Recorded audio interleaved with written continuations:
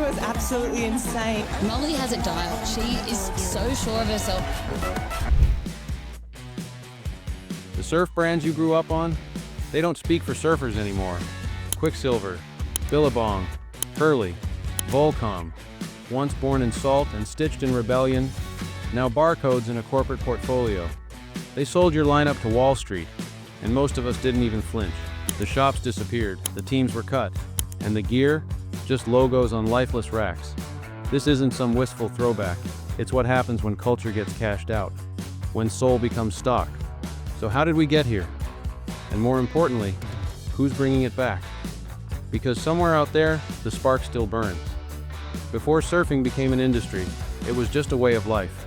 No boards made overseas, no sales targets, just waves, wax, and the hunt for something better.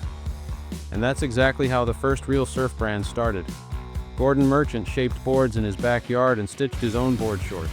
He sold them under the name Billabong, right from the Gold Coast. I was building boards on the Gold Coast, still building boards during this period because Billabong hadn't really got off the ground, or it was still subsidising our income through me building surfboards.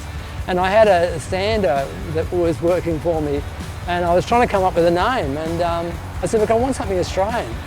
And he said, well, why don't you just call it Billabong? I went, okay. And that was it. That was it. Bob McKnight and Jeff Hackman took the blueprint from Quiksilver, Australia, and launched it in the US, selling trunks out of the back of a car. In California, so Jeff convinced me to, let's do this Quiksilver project, that'll be a project. And so everything I learned at SC, I didn't apply any of it to this thing. I never built a business plan. I never did a marketing plan. I never went through the 5 Ps. We didn't do anything. My thing was to let's just do this short thing, sell them up and down the coast, out of the back of my car, hang out with Jeff Hackman, surf all the great spots, meet a bunch of great people, and then I'll go to film school, or go to the graduate school, excuse me. So anyway, we started Quiksilver 1976. I was 21 years old, was fresh out of college, and it's just been an amazing run. Michael Thompson and Joel Cooper created Gotcha, a brand that felt like punk rock had collided with a beach bonfire. They weren't building companies, they were building culture. Tom, and I said to Michael, honestly, you the man. Everybody knows you. You're going to have to promote this. Nobody knows Quiksilver. We can't afford to pay 2 people. Why don't we do it ourselves? Which we agreed to. And then the story I was telling you a little earlier is how we came up with the name, is that Michael used to write down things that he would find interesting, regardless of what is in the book. It was like his black book. And once we had to come up with a name, he said, you know what, for years I've been accumulating all these names, which we honestly use many of those names in our lines in the future. And he wrote down 10 on a piece of paper. He said, circle the one that you like, and I'll do the same. And there was no question. Gotcha was the name. Add in Rip Curl, started in a shed in Torquay by 2 surfers who just wanted better gear. Or Volcom, launched in the 90s by Richard Wolcott and Tucker Hall after a snowboarding trip lit a fuse. It was one of the first brands to embrace surf, skate, and snow under one flag. It wasn't safe. It was chaotic, creative, and real. These brands didn't follow trends. They set them. They ran on feel, not spreadsheets. Graphics were loud, ads were weird, and products were built because they wanted to use them, not because a retailer asked for it. And everything was rooted in the community. Local surf shops weren't just retail, they were lifelines. Hangouts, bulletin boards for the next swell, free stickers on the counter, Grom contest in the parking lot, pros showing up unannounced in vans with half their team stuffed in the back and boxes of gear up front. Team riders weren't just athletes, they were family. Some stayed loyal for years, even decades. Not because the check was huge, but because the brand felt like home. The older guys passed down wisdom, the young guys carried it forward. JB2, 10 years old, so tell me, how long have you been doing this? So I've been doing this like my whole life. My first surf contest was the Coastal Edge ECSE, which is awesome because this is what we're at right now. And when you wore one of those logos, it meant something. That you surfed, that you belonged, that you got it. Before the names were bought, before the image was licensed, these brands were a signal. and everyone inside the lineup knew. Outsiders would never understand it. That's what made it real, and it's what made it worth losing. Back then, you didn't need algorithms to go viral. You just needed a VHS camera, a van full of surfers, and a garage to cut the footage in. Early surf edits weren't content, they were legend. Passed hand to hand, replayed until the tape wore thin. Photos ran in zines or inside Surfer and Transworld, not ad campaigns. The goal wasn't reach, it was respect. The writers didn't just promote the brand, they helped shape it. Logos, slogans, product ideas, they all came from inside the crew. If something looked off, the team called it out. Everyone had a say. It was messy, it was tribal, but it was real. And if you weren't part of it, you didn't fake it. You didn't just wear the gear, you had to earn it. That exclusivity, that gatekeeping, it wasn't about ego, it was about protecting something pure.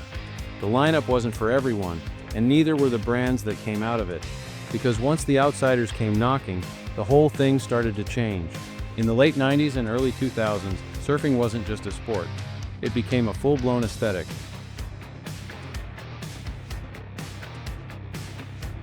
Suddenly, everyone wanted a piece of it. Hollywood jumped in with movies like Blue Crush, which raked in over $50 million and helped drag surf culture into the global spotlight. MTV, ESPN, and even Morning Talk shows aired contests and highlights.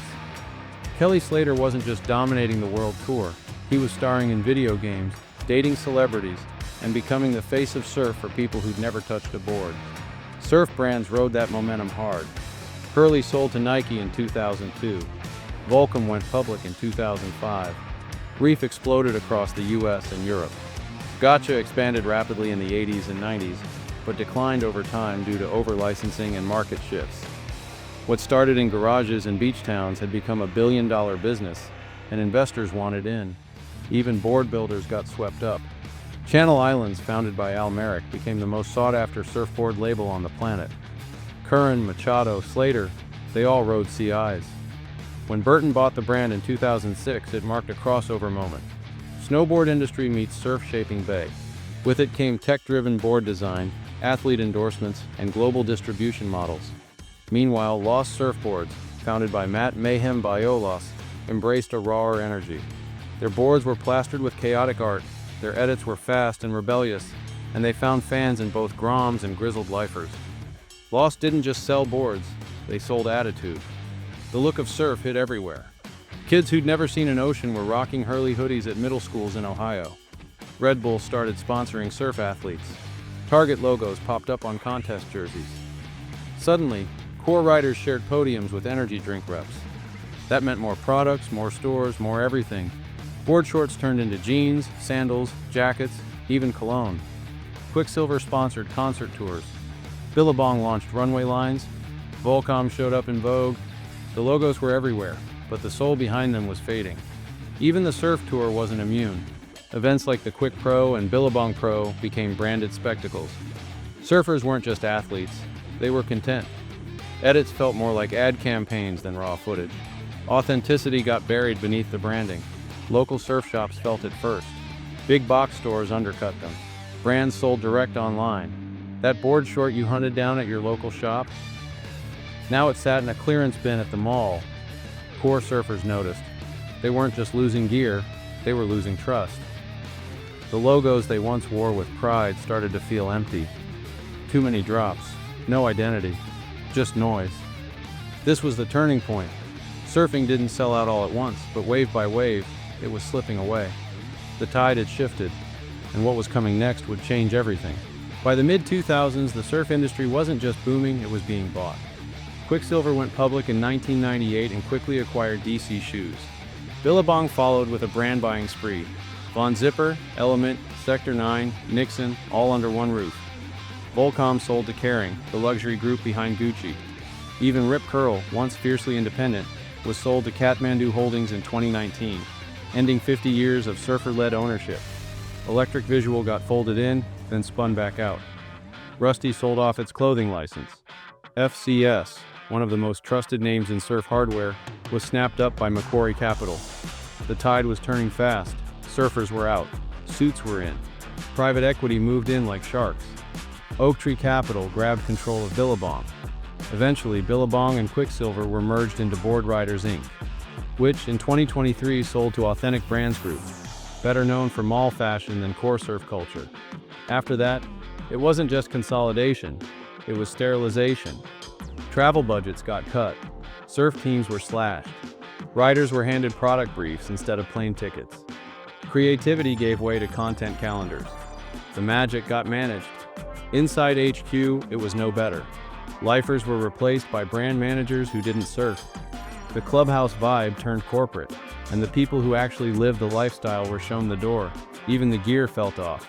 Board shorts got flimsier, tees fit weird, logos got louder, but emptier. Everything started blending together because it came from the same boardroom. And for the fans, it was heartbreaking. These weren't just brands, they were identities. Every sticker on a board, every hat, every pair of trunks, it meant something. Quiksilver was for the fearless. Billabong was for the wanderers. Volcom was for the rebels. You know, Oakley had a moon base.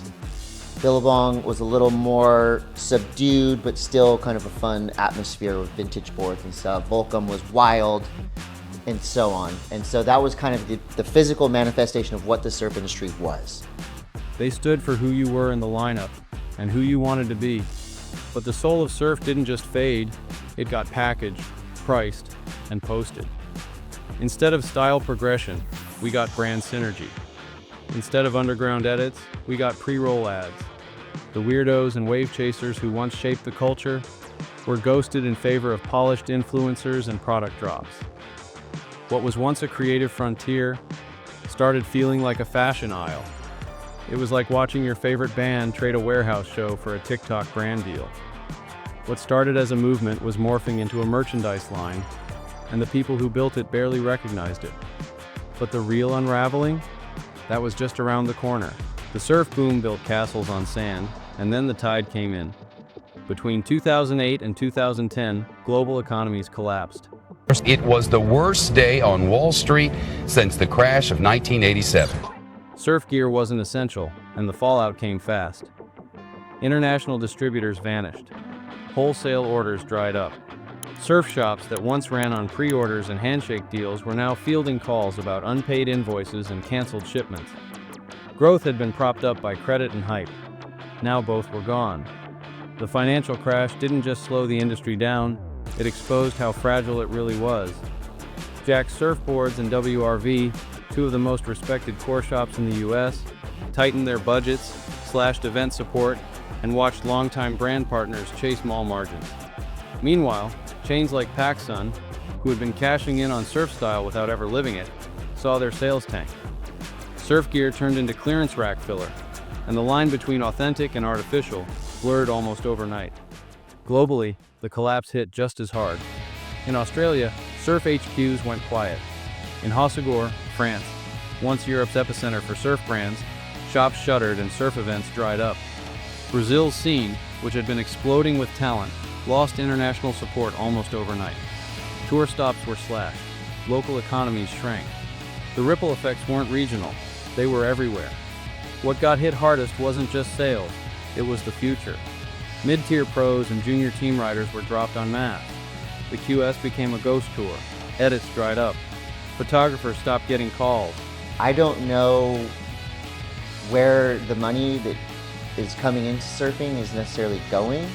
I don't think it's going to the surfers.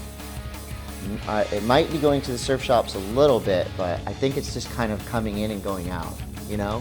A whole generation of would-be pros watched the ladder disappear. If you weren't already a star, there was nowhere left to climb. And then came the collapse of surf media itself. Surfing Magazine, Trans World Surf, Surfer, gone. These weren't just publications. They were the scaffolding of surf culture. Trans World Surf Days, when magazines had budgets and were flown to Hawaii to cover events and blah-de-blah-de-blah-de-blah. You know, one boat trip a year, one trip to Tavarua a year, seemingly endless budget back then. Without them, there were no trip recaps, no deep dive rivalries, no sense of history being recorded. Photographers lost gigs, filmers lost budgets, editors left the space. Entire crews that shaped the culture were out of a job. YouTube and Instagram were rising, but the storytelling hadn't caught up. What replaced full-length edits and magazine features were scattered clips and surf vlogs. There was content, but no continuity. The scene got louder, but it lost its voice. Legacy brands were flailing. Gotcha vanished again. Channel Islands, once the high-performance standard, had been sold to Burton, only to be bought back by local owners trying to rebuild its soul. But most brands never got that second chance. Rusty was a shell of its former self. Electric Visual disappeared from surf lineups entirely. The rest traded hands like expired licenses. Quiksilver, Billabong, Volcom, Reef, once cultural cornerstones, were now rented out to retailers who didn't know a thing about tide charts or tail shapes. What disappeared wasn't just surf edits or logos on tees. It was the idea that any of it actually meant something. It was the entire support system that helped surfing grow from a fringe obsession into a global movement. When the infrastructure collapsed, so did the culture that held it together. The waves kept coming, but the world built around them was gone. When the soul drained from the industry, core surfers didn't just complain, they left. One of the most visible breakaways came from Dane Reynolds, Craig Anderson, and Austin Gillette. Instead of chasing brand checks, they launched Former, a stripped-back label built on creative control, raw edits, and total independence. No KPIs, no drop schedules, just surfing, skating, and doing things their way. Former wasn't a play for market share, it was a call to arms. John Florence followed suit. After Hurley was sold and gutted, he walked away and helped launch Florence Marine X, a performance-first brand that felt like a direct response to everything the big labels had lost. No fluff, no fake lifestyle marketing, just gear built for core surfers who still live in board shorts and wetsuits. Florence stayed loyal to his longtime shaper, John Pizell, and the two remained tightly linked, building gear from Hawaii for the kind of waves they actually surf. Pizell surfboards doubled down on its identity. High-performance boards shaped with precision, not branding. While conglomerates were pumping out logo gear, Pizell was building boards for Pipeline. It stayed premium, trusted, and deeply respected among core surfers worldwide. No ad budgets, just quality. In Australia, Need Essentials took a totally different path. Ultra-functional wetsuits and surf basics with no branding, no hype, and no middlemen. Their tagline, "Everything you need, nothing you don't," hit home for surfers tired of paying for marketing campaigns. They found a strong base not just in Oz, but across Europe and the Americas. In an era obsessed with identity, they chose utility. And in Byron Bay in California, Banks Journal focused on clean design, sustainability, and staying connected to the community. Founded by surfers and creatives from both sides of the Pacific, they blended surf, art, and street culture without ever chasing trends. With artist collabs, minimalist cuts, and a commitment to slow growth, they kept it low-key and surf-driven. No noise, just style and substance. Together, these brands didn't just sell product. They relit the flame. They weren't trying to be the next Quik or Billabong. They were trying to remind everyone why we cared in the first place. They showed that you didn't need investors to make gear that mattered. You needed vision, values, and a refusal to sell out. And for core surfers sick of mall brands and marketing decks, it wasn't just refreshing. It felt like coming home. This wasn't nostalgia. It was a new blueprint for how surfing could take its soul back. Before the boardroom took over, surf content wasn't about drop schedules or influencer deals. It was about feeling. A single Bruce Irons clip could define your whole season. A Pennywise track blasting over a raw Indo section? That stuck with you for life. Edits like What's Really Going Wrong by Lost weren't just chaotic, they were cultural markers. DIY filmmaking, $1,000 cameras, beer-soaked edits cut in beach shacks. No scripts, no marketing briefs, just stoke and rebellion. Then everything got clean. Post-2015, even the gnarliest brands polished up. Volcom's punk grit gave way to runway style. Billabong went from rough cuts of Parco and Andy Irons to studio-lit lookbooks. What once felt unpredictable now felt processed. Safe, focus-grouped. And that spirit, the raw, imperfect soul of surf culture, started to vanish. You felt it most in the soundtracks. There was a time when one song could brand a clip into your memory. Black Sabbath, Pennywise, The Clash. Now, Pre-cleared, royalty-free tracks that fade into algorithmic noise. We used to flip through Surfer and Transworld to see who was pushing the limits. Now, they're gone. Surfer, Surfing Magazine, Transworld Surf. They weren't just publications, they were Bibles. Every ad felt like street art, full-page chaos from Dane Reynolds or Ozzie Wright, covers that made you sprint to the break. When those mags folded, surf storytelling lost its backbone. There were no more editorials that captured the underground, no more photo spreads that made your jaw drop. Even the filmmakers took a hit. Kai Neville's Modern Collective, Joe G's Castles in the Sky, Thomas Campbell's Sprout, these weren't just films. They were roadmaps for style, movement, and energy. But when the mags disappeared and the brands stopped funding trips, long-form edits became an endangered species. Most of what followed was filler, cut-up clips, soulless transitions, and audio pulled from stock libraries. There were exceptions. Kai never stopped pushing the craft, dropping projects like Cluster and Vacuum that felt more like surf cinema than product pushes. But they were rare. The new normal? Quick hits for quick clicks. Globally, the scene dimmed. In Australia, South Africa, and Brazil, indie crews stopped traveling. Euro edits dried up. Even Hossegor and Florianopolis, once buzzing with creativity, felt silent. There were still waves, still surfers, but no one was telling the stories anymore. We didn't just lose edits, we lost the soundtrack, the narrative, the edge, and with it, a massive chunk of what made surf culture feel dangerous, soulful, and alive. In its place, feed-friendly perfection, slick, inoffensive, and forgettable. The collapse of surf's mega brands and magazines didn't just leave a hole, it created space. And from that space, a new generation is rising. Not waiting for permission, not asking for sponsors, just doing it themselves. Across the globe, DIY surf culture is taking root again. In Byron Bay, young shapers are glassing boards in backyard sheds. In San Diego, underground filmmakers are stitching together lo-fi edits with handhelds and cassette soundtracks. In Hossegor and Florianopolis, local surf shops are hosting movie nights and drop parties.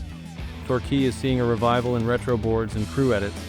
Even in Portugal and South Africa, underground scenes are turning raw clips into viral moments. The energy feels raw again, unfiltered, personal, and actually fun. Grassroots innovation is everywhere. Surfers aren't waiting for the next Quik or Billabong, they're starting something new. Album Surfboards is hand-shaping ASIM boards in SoCal. Chaos Surf Club is printing zines out of New Zealand. Rage is dropping underground projects straight from Western Australia. Groms are filming their own edits, stitching together GoPro clips with punk tracks and no regard for what's marketable. And the internet? It's not killing surf, it's giving it oxygen. YouTube has become the new surfer magazine. Edits like Snapped 4 and Stab in the Dark don't just get views, they create conversation. Sonic souvenirs drop like an art film, not a product push. Even Instagram Reels, raw and imperfect, are breathing life into surf creativity. For every algorithm-choked feed, there's a weird clip going viral for all the right reasons. Fashion, music, and art are bleeding back in too, but not from glossy catalogs. Independent surfers are making capsule lines, collaborating with local artists, and premiering films in bars or galleries instead of press junkets. You'll see hand-painted wetsuits, board bags sewn from old sails, fins shaped by tattooers. It's chaotic, inconsistent, and alive. And the faces leading this shift aren't the polished pros of yesterday. Surfers like Harry Bryant, Mason Ho, and Coco Ho are magnetic not because of their win columns, but because of their style, humor, and raw energy. The new wave includes younger women and youth creators, pushing their own voice through independent edits and self-funded projects. The new surf identity doesn't care about rankings, it cares about originality. Single fin sliders, slab chasers, soft top partiers, they all belong. The gatekeepers are gone and no one's asking for validation. They're building something weird and wonderful, and the fans are following. Still, it's a fork in the road. Either this underground momentum grows into something real, or it gets swallowed again by licensing deals and algorithms. The difference now? The power doesn't sit in a boardroom. It's in the hands of surfers, shapers, and the communities that still care. The soul of surfing was never in the logos. It was in the people who refused to let it fade. And now, they're building something better.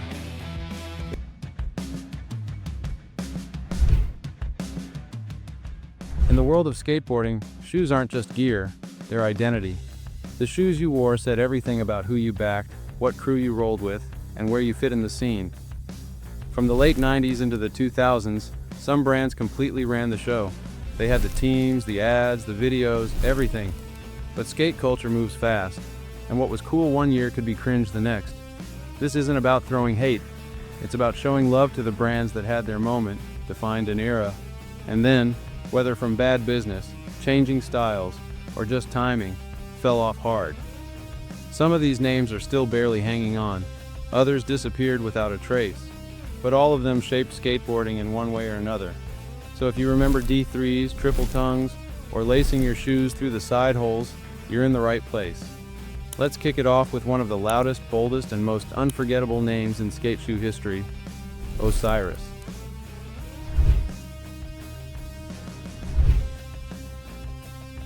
At one point, no skate shoe was louder, bulkier, or more in your face than Osiris. And no model summed up that energy better than the D3. Released in 1999, the Osiris D3 became one of the most recognizable shoes of the 2000s, not just in skate shops, but in malls, music videos, and even mainstream fashion. Though Dave Mayhew was the name most associated with the D3, the design credit belongs primarily to Brian Reed, co-founder of Osiris. Reed handled the actual construction and styling of the shoe, blending elements from hiking boots and athletic sneakers to create something totally over the top. Mayhew contributed ideas during the early concept phase, but it was Reed who brought the design to life, and Mayhew who made it iconic by wearing it in videos, magazines, and contests during its peak. The D3 didn't just stand out, it took over. Massive layered panels, lace loops everywhere, and a tongue that looked like body armor. It was a tank on your feet. For a while, that overbuilt look was the culture. Everyone from park rats to hip-hop heads rocked them. You didn't even have to skate to wear Osiris. And that was both a blessing and a curse. The shoe blew up during skateboarding's early 2000s boom and became a crossover hit during the rise of mall skate fashion. You'd see them in Zoomies, Journeys, and even outside the action sports world entirely. Osiris leaned into the chaos. Their team included heavy hitters like Jerry Shue, Tyrone Olsen, and Josh Casper. Their 1999 video, The Storm, matched the energy of the brand, fast-paced, chaotic, and unapologetically loud. But by the mid-2000s, skateboarding changed. Slimmer vulcanized shoes like the Vans Era and America Reynolds 3 became the standard. Osiris didn't evolve. The D3's design quickly went from iconic to ironic. Skaters mocked the bulk. The brand slipped from core credibility to meme status. Osiris tried to bring it back, with reissues, updates like the D3 NTX, and nostalgia marketing. But the energy never returned. Still, the legacy is undeniable. The D3 wasn't just a shoe, it was a statement. Oversized, overhyped, and unforgettable.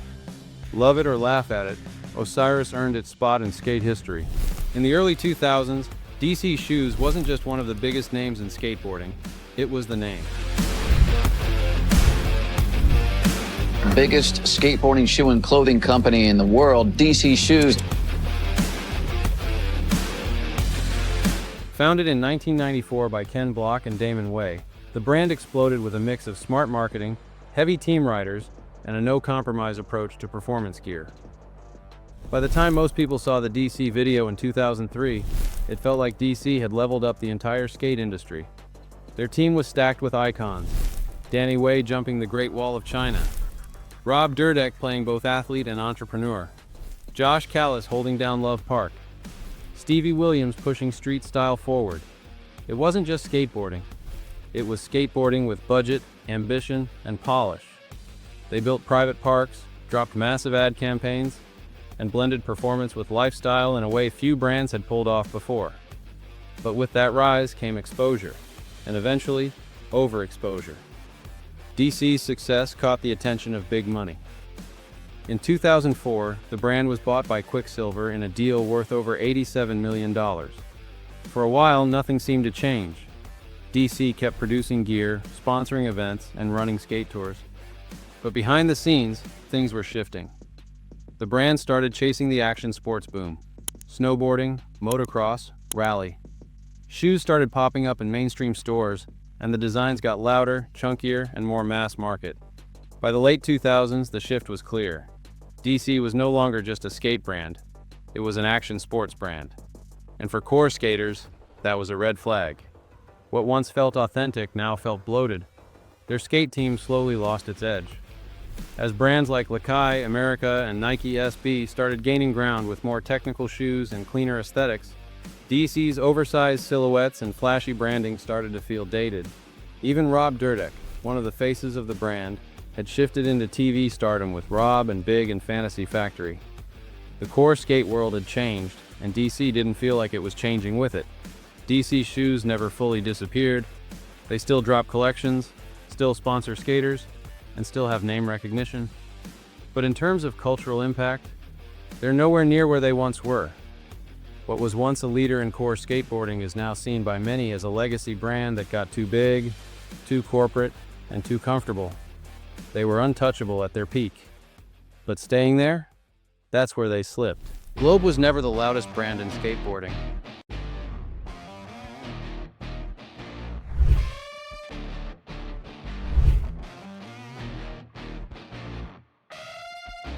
It wasn't flashy like Osiris or mainstream like DC.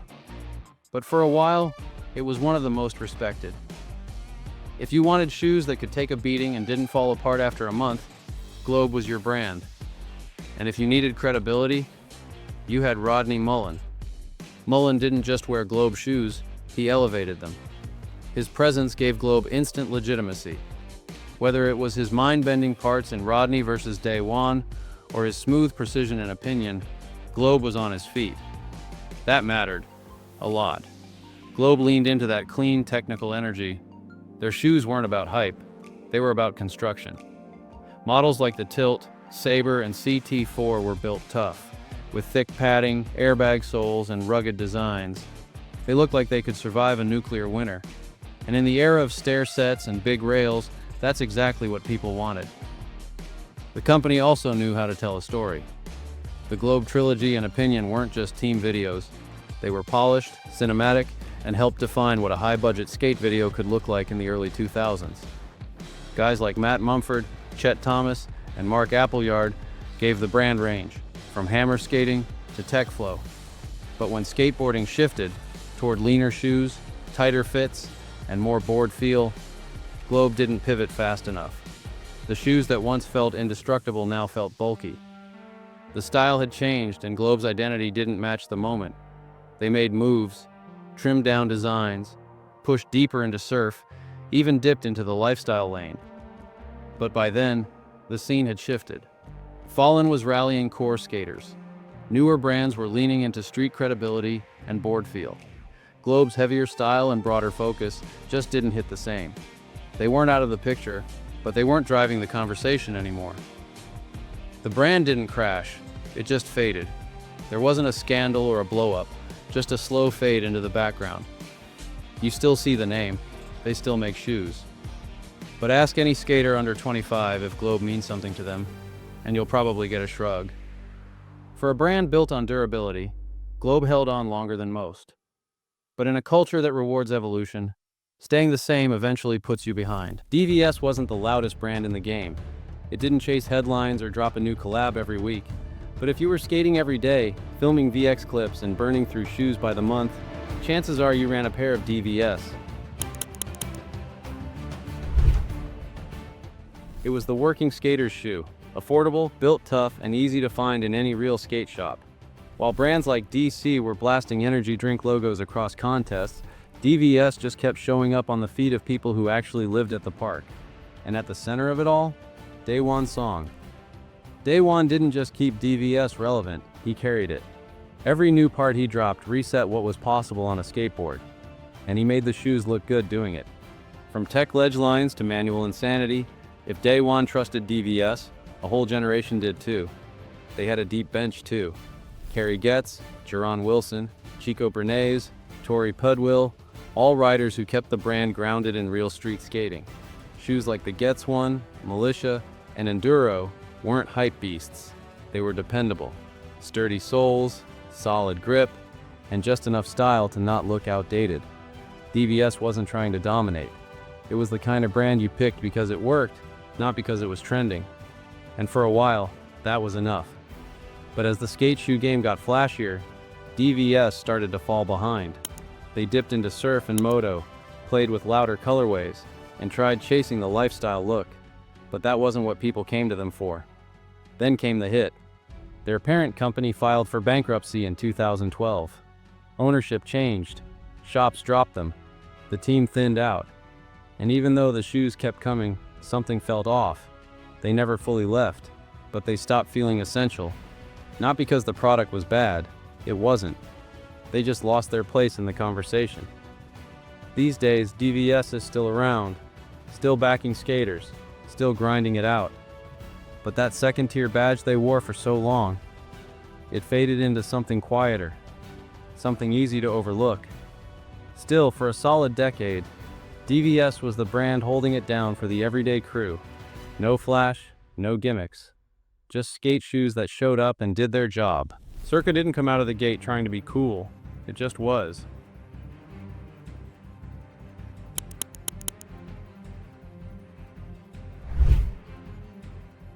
Black shoes, red laces, skulls, bolts, and attitude. Circa felt like it came straight out of the editing bay at Misled Youth. If you were into rails, raw street skating, and Zero's no-compromise mentality, Circa was your brand. It launched in 1999, founded by Jamie Thomas and Chad Muska, right at the peak of the VHS skate video era.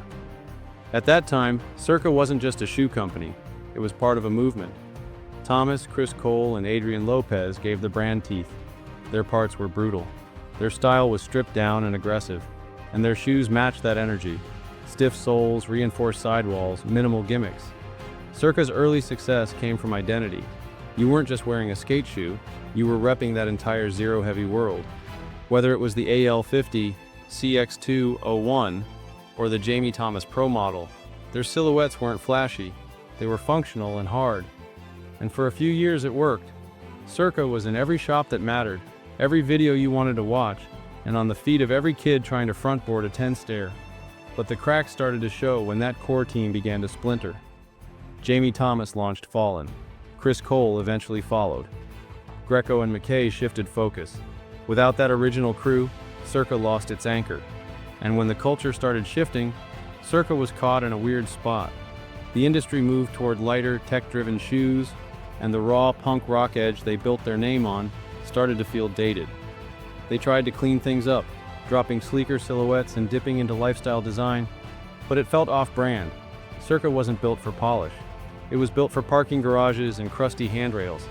And once they drifted from that identity, they lost the crowd that cared. By the early 2000s and 10s, Circa felt scattered. They still had solid riders. They still put out product. But the brand no longer had a clear voice. It wasn't the zero hardcore staple it once was, and it wasn't trendy enough to grab the new crowd. Eventually, Circa disappeared from most shelves, not with a bang, just slowly fading out of relevance. But for a brief window, Circa hit different. It was raw, fast, and unapologetic. Built for slams, built for rail skaters, built for that early 2000s kid who didn't want flash, just something tough enough to take a beating. In a sea of loud logos and clunky silhouettes, S footwear was different. It wasn't trying to dominate the mall. It wasn't chasing hype.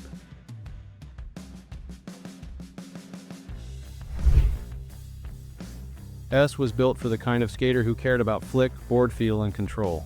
If you knew, you knew. And if you didn't, S didn't care. Launched in 1995 by Soul Technology, the same company behind Etnies in America, S quickly carved out its lane. This was the skater's skate shoe, sleek, technical, and focused on performance. While other brands were going big and bulky, S was tuning into what actually helped you skate better. The Excel became the crown jewel. Clean shape, great flick, durable as hell. You also had the Costin one, the SLB 97, the Muska Pro models, all built with purpose. Padded where you needed it, streamlined where you didn't, These were shoes designed with skaters for skaters. And then there was Menikmati. Released in 2000, Menikmati wasn't just a skate video. It was a global statement. The roster was heavy. Rick McCrank, Costin, Penny, Burnquist, Ardo Sari. It was shot beautifully, scored perfectly, and it felt more like a film than a team video. It didn't just show tricks, it showed taste. Menikmati was where S stepped out of the shadows and let the rest of the industry know. This brand isn't just legit, it's leading. But S was never interested in selling out. And in the mid-2000s, when bulkier shoes started dominating again, and lifestyle branding became king, S didn't pivot hard. They stuck to their lane, maybe to a fault. By 2012, Soltech made the call to pause S entirely. It wasn't bankrupt, it wasn't scandal-ridden, it just didn't make sense in that moment. Rather than dilute the brand with rushed collabs or off-brand drops, they stepped back. For a few years, S was gone. And in that silence, its legend kind of grew. When the brand returned in 2014 with limited releases and classic reissues, it came back with purpose. Not chasing trends, just making the shoes that made them great. S never really fell off. It just stepped aside on its own terms. In a market that constantly shifts with trends and hype, that kind of quiet exit took discipline. And when it came back, it felt earned, not forced. Fallen wasn't created to cash in. It was created because Jamie Thomas felt like skateboarding was losing its soul. Big companies were taking over. Corporate logos were everywhere. And the part of skateboarding that was earned the hard way, the part that bled for every clip, was getting pushed out. So in 2003, he launched Fallen Footwear. Not for trend chasers, not for fair weather fans. Fallen was for the skaters who didn't want to be famous, just respected. It was a brand that stood for effort, for slams, for getting back up and trying again. The shoes weren't designed to stand out. They were built to hold up. Fallen's models didn't chase trends or chase shelf space. They were low-key, durable, and made with input from skaters who lived in the streets. The Trooper, Ripper, and Patriot weren't selling style, they were selling trust. You laced them up knowing they'd last longer than your board, but what really made Fallen different was its team. Guys like Chris Cole, Tommy Sandoval, Billy Marks, and James Hardy weren't just repping the brand, they were the brand. These were skaters who put in the work, stacked parts year after year, and stuck with Fallen even when it wasn't the biggest name on the wall. That loyalty was powerful, but it also came at a cost. While other brands adjusted their image and softened their edges to stay marketable, Fallen never flinched. It stayed rooted in raw street skating, even as the industry shifted toward lifestyle marketing and clean-cut image plays. That commitment made it harder to compete, but compromise was never part of the plan. So in 2016, rather than water things down or chase trends that didn't fit, Jamie Thomas made the call to shut it down. He didn't sell out. He didn't rebrand. He stepped away. And in that moment, Fallen became something bigger than a company. It became a symbol of sticking to your guns, of not watering things down just to survive.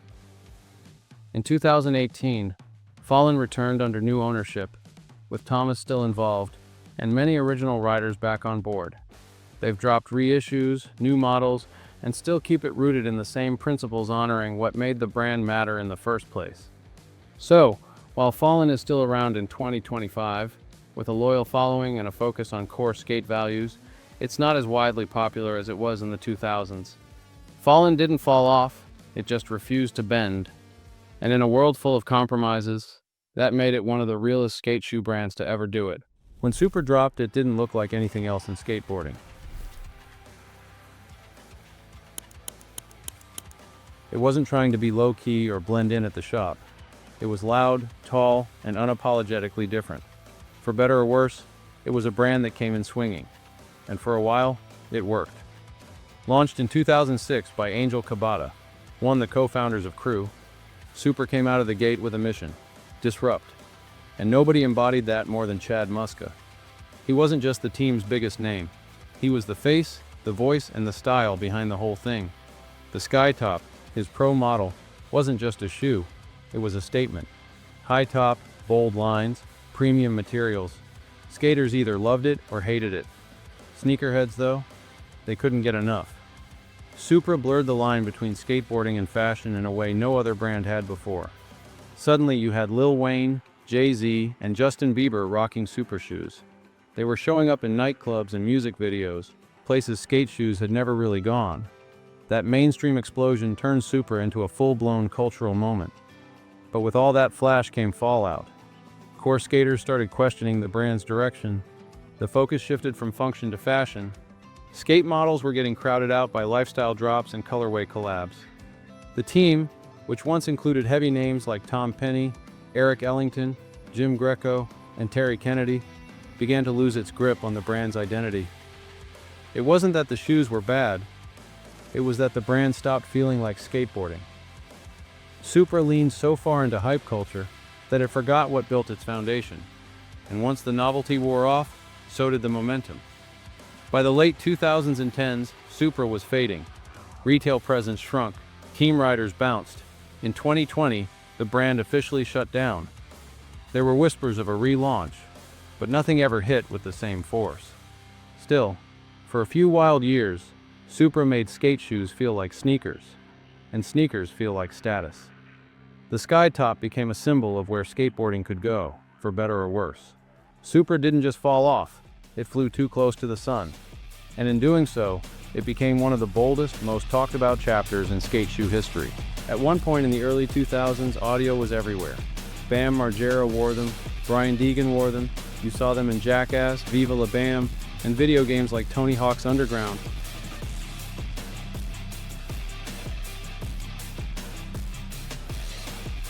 They had a street team feel with TV-level exposure, and for a few years that combo made audio one of the biggest names in skate shoes. The brand launched in 1998 with a clean, technical vibe. It had legit riders, Jeremy Ray, Steve Barra, Ed Saligo, Kenny Anderson, and released solid video parts that backed up the name. Their shoes were functional, decent quality, and relatively no frills, but where audio really blew up was in the crossover space, outside the core skate scene. As Bam Margera became a household name through MTV, so did audio. Suddenly you had kids who didn't skate rocking audio shoes just because they saw them on TV.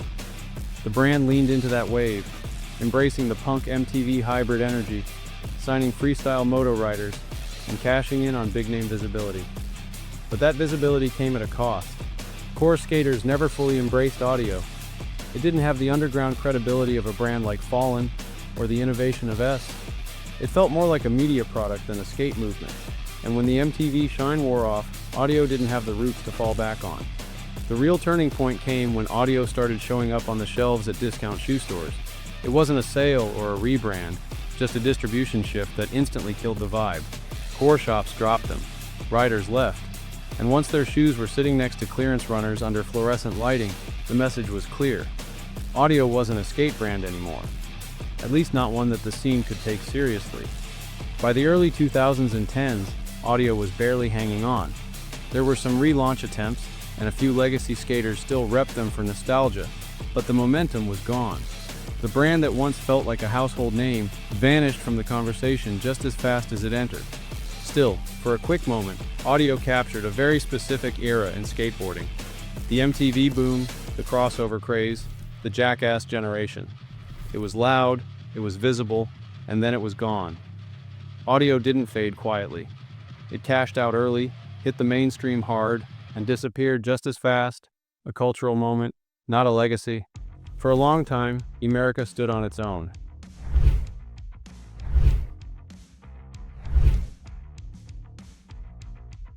It wasn't flashy, and it didn't follow whatever was trending, but it didn't need to. The team, the shoes, the edits, they all spoke the same language. Pure, uncompromised skateboarding. If you were about the streets, the clips, and the crew, America had you. Their roots go back to the Soltec family alongside Etnies and S Footwear. But America had its own feel. Rougher, heavier, more underground. It wasn't trying to hit the mainstream, it was built for the core. And for a while, the entire scene backed it. Shoes like the Reynolds one, Herman G6, and Leo Romero Laced became staples. Simple, durable, and perfect for street skating. The gear matched the mindset, built for hammers, not hype. but it was the videos that really cemented America's place in skate history. This is Skateboarding, Stay Gold, Made. Each one was a moment. From Andrew Reynolds stomping frontside flips to Heath Kirchart's haunting retirements, these weren't just clips. They were cinematic, emotional, and honest. No brand captured the soul of skating quite like America did. And yet, the spotlight faded. There wasn't a breaking point, just time passing. Videos slowed down. The team got quieter. Styles shifted, and the spotlight moved on. While other brands retooled, rebranded, and chased momentum, America stuck with what felt honest. The same riders, the same tone, the same weight behind every part. That consistency earned loyalty, but it came at a price. In a scene that rewards reinvention and constant motion, staying grounded can start to feel like standing still. They still make great shoes. They still have a loyal following. And they still represent something a lot of skaters wish the industry hadn't moved past.